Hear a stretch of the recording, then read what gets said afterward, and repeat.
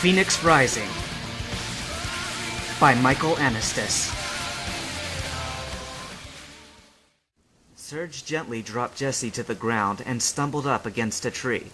"Merlin, are you sure this is the right way? We've been walking for—" "There it is," said Merlin, pointing up in the trees. "You see that? That's the peak of the McElwain Building, the second tallest man-made structure in Asia and sixth largest in the world." Ash found the peak silhouetted against the horizon. "Sixth tallest? What's the tallest? Sierra Mana?" Merlin stuck his hands in his pockets. "Sierra Mana. 365 floors, not counting the big-ass observatory up on top." "Whatever." Surge hefted Jesse onto his shoulder, and they proceeded on into the woods.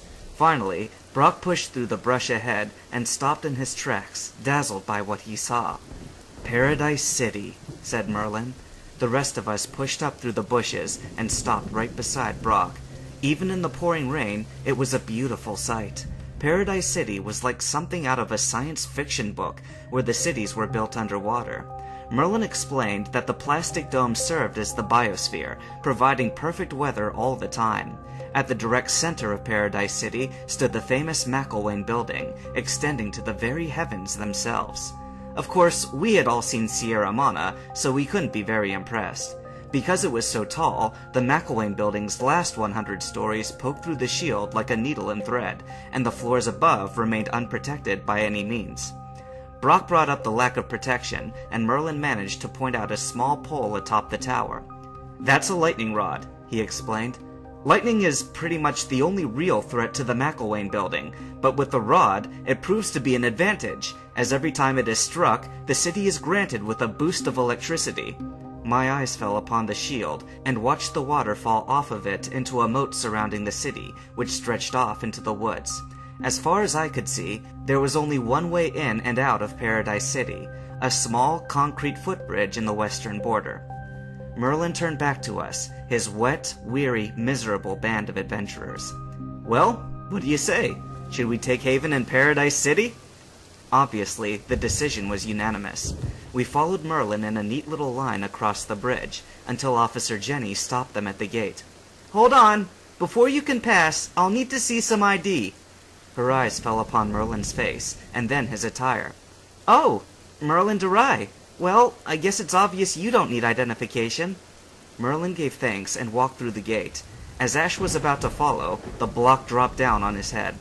"Sorry, it's obvious who Merlin is, but I'll need to see—" Ash stumbled to his feet and reached for his Pokédex. "What the—" Jenny stepped out from the booth and lifted up Ash's chin. "Ash Ketchum?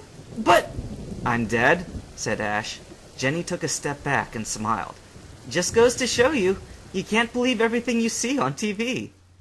We caught up with Merlin just as he came up to the doors of the McElwain Building, which held the Pokemon Center and an affordable inn. The woman at the counter, Nurse Joy as always, smiled as we came through the door, but stared wide-eyed at Merlin, and longer at Ash.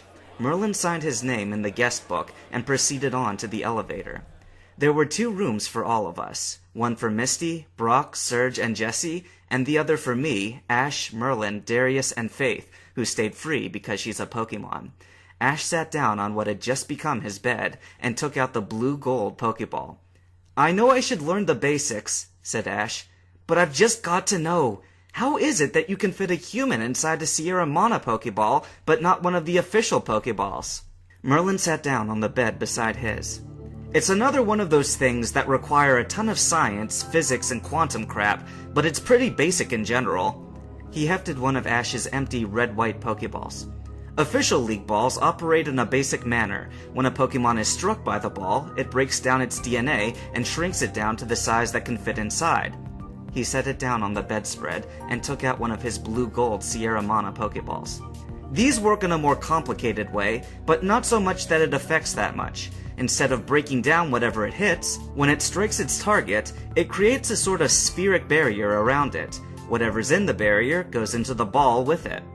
He set it down on the bed and gestured towards Pikachu. "Take Pikachu, for example." At hearing his name, Pikachu jumped onto the bed and behind Ash. "Pika!" Now, if I threw either of these at Pikachu, it wouldn't do too much difference. Pikachu started running around on the bed until Ash grabbed onto him. "Relax, Pikachu. He's not actually going to try to capture— Wah! Both of them tumbled off the bed, and Ash arose with Pikachu in his arms. Go on, I'm listening. Alright, now suppose I threw the red ball at Pikachu. Pika! Faith shrugged her shoulders and sat down beside me, who at the time was half asleep and had no clue as to what was going on. Here! She threw the 2 Pokeballs in Ash's direction. Ash caught them, and Pikachu ducked for cover. Now, if you were to try to capture me with either one of those right now, it wouldn't make much of a difference. Suddenly, she wrapped her arms around my neck, and I came out of my trance. Now, suppose you threw the official league ball at me while I was hugging Michael, like so. Then what would happen? Then I'd have caught you. Faith went further with the lesson and sat down in my lap. Faith, what the hell are you doing? Just giving a little lesson, she whispered in my ear with a laugh. She turned back to Ash. Now, if you tried to capture me with the Sierra Monoball, what would happen? The sphere would expand until it could fit both of you inside, taking Mike with you. You're learning! Faith smiled and nuzzled up against me. And then Mike and I could have all the time in the world. I took out her Pokeball. No offense, but I think you need to call it a day. I pressed the button, and the invisible sphere enclosed around Faith, and then expanded onto me. Oh, crap. That was all I could say before we went into the Pokeball. I soon found out that both Ash and Merlin had spent the next 10 minutes laughing. Brock had his ear up against the wall. At first, he was thinking about how Misty had called him desperate enough to love a Pokemon, but when he heard Merlin talking, he had strained to hear it. He'd missed it all, and all he could hear was the laughing. What could possibly be that funny? He asked himself. Don't know, said Serge as he sat down on his bed. Must be something only Phoenix trainers would understand. Misty turned over in her bed to face Brock. Probably. Don't you think it's strange that the 3 Phoenix trainers all ended up sharing the same room? Even then, how come they got to be the lucky ones with a free bed? Faith is addicted to human behavior, said Serge. She gets the 4th bed. But they're still in there together. Whatever. If they want to duke it out, it will be their beds that get set on fire or whatever. Will you two shut up? Shouted Brock. I'm trying to hear what they're saying. Serge and Misty fell silent, while Brock pressed his ear against the wall. Crap, they're still laughing. That night, while Faith and I still remained trapped in the Pokeball, and the others had gone to sleep, Jessie awoke and found herself on the bed beside Misty's. She found Meowth sleeping under the bed, and gave him a little tap to awaken him. Together, they crept out into the hallway and looked around for a payphone. It doesn't matter anyway, said Meowth once they'd found one. We're flat broke. Jessie picked up the receiver and dialed 0. We'll call collect. If the boss really has a lot riding on this, he won't care about an additional $2 on his phone bill. In the suburbs of Soul Life City, a phone rang in the upstairs of a tavern. Giovanni's Persian picked up the receiver in his mouth and brought it to the boss. Hello? He said wearily. Yes, I'll accept the charges. Giovanni? Whispered Jessie. Of course. Have you called to report?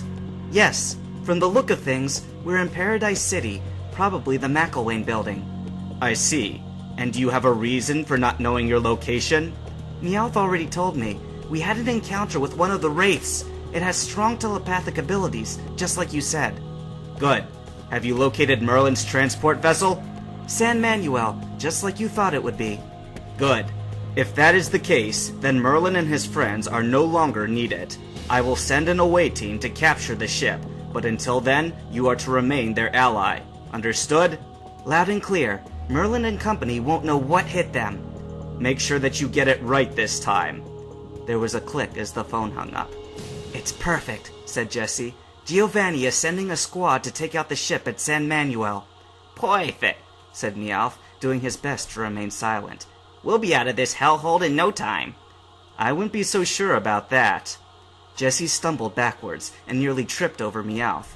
In the light of the hallway, they clearly saw who had been listening in all along. I should have known from the beginning, said Ash. The very men who tried to kill us for the past 5 years. You little twerp, Jessie muttered. She pulled out a Pokeball and held it before her. This is the last time you'll ever ruin our plans. Suddenly, the Pokeball was removed from her hands, and the tips of her fingers tingled with power. Merlin walked up beside Ash and sheathed his sword, followed by Ash's Pikachu, who had served as Merlin's power source. "We were fools to have trusted you," said Merlin, "but you were even more foolish to think that we wouldn't suspect." "That's it!" shouted Meowth. "No way we can win this one!" Jessie snatched her Pokeball off the floor as she ran. "We'll meet again, and then you'll feel the true power of Team Rocket!" Ash and Merlin pursued them, and soon came upon an open window.